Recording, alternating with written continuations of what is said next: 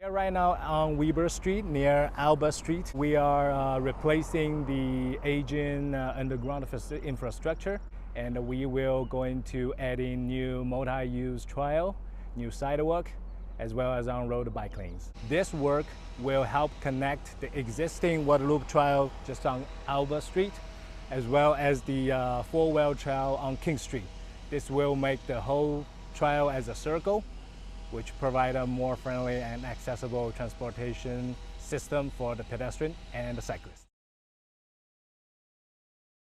Today we're at the site of the extension of River Road in the city of Kitchener, and we're just in my background here is Schneider's Creek, and we are building a brand new bridge over Schneider's Creek, which ultimately will connect River Road and Bleems Road. What this project is accomplishing is it's getting traffic off of some of the other congested roads. There's a need for alternate routes. Right now traffic is predominantly on Fairway Road, which is very congested. So it's also providing a connection to Highway 8 and ultimately the 401. We're just adjacent to the intersection of Dundas and Beverly Street. This is part of a major project for the region of Waterloo that's going to take place, reconstructing over 4 kilometers of roadway along Dundas Street and Main Street in Cambridge.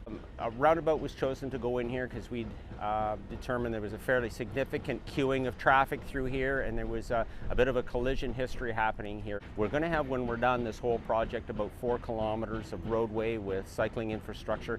Plus, at the same time, we're widening the sidewalks wherever possible through here. We use these roads to get around, to get to work, to get to school, for delivering goods. It's important that we maintain them in good shape. We also try and complete the work in stages, try not to rip up kilometers of road at a time and have that going on continuously for years at a time. For your own safety and for the workers' safety, that pay attention to the signage, and it's important to drive slowly through the construction zone.